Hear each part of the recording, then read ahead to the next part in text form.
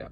Hey guys, my name is Gracie Lewis and this is Transcription in Prokaryotes. Transcription is the synthesis of RNA which is needed to make proteins. There are 4 stages of transcription: template binding, chain initiation, chain elongation, and chain termination. DNA is used as a template where one strand is directly copied into RNA called the template strand, and the other strand is called the coding strand.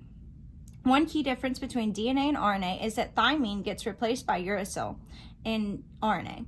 The chain grows by adding ribonucleic triphosphates, also known as R-NTPs, from the 5' end to the 3' end and dropping 2 phosphates. When the 2 phosphates are cleaved, a phosphodiester bond is formed between the nucleotide, phosphate, and the OH group.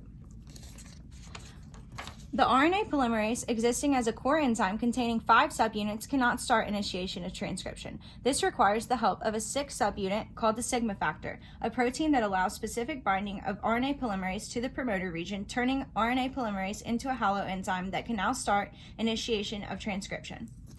Transcription begins at the +1 nucleotide, where RNA polymerase binds to the promoter region and reads the template strand from the 3' end to the 5' end, and makes RNA from the 5' end to the 3' end. But first, the sigma subunit must recognize 10 bases upstream of the starting site at the 10 box, also known as the TATA box. It's the middle consistent sequence along with the 35 region, also known as the control region. These 2 consistent sequences allow RNA polymerase to find the promoter region and unwind the DNA double helix.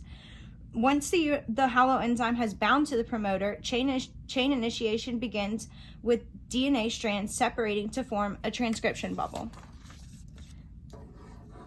The sigma factor will fall off around 9 to 12 base pairs into making RNA, causing interactions with the 35 and the 10 promoter region to cease, initiating chain elongation occurring 5' to 3'. If the 10 box were removed, RNA polymerase would not be able to bind to DNA and RNA would not be able to be made. Therefore, the protein for metabolizing sugar would not be made.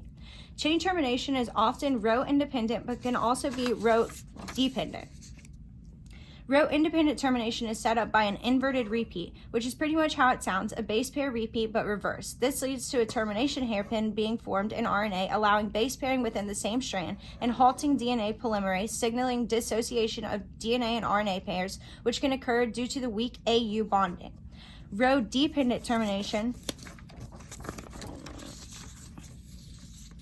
uses the Rho factor protein to bind to RNA at the rut site, where it moves towards the 3' end and uses helicase activity to unwind DNA and RNA, ending transcription. Thank you.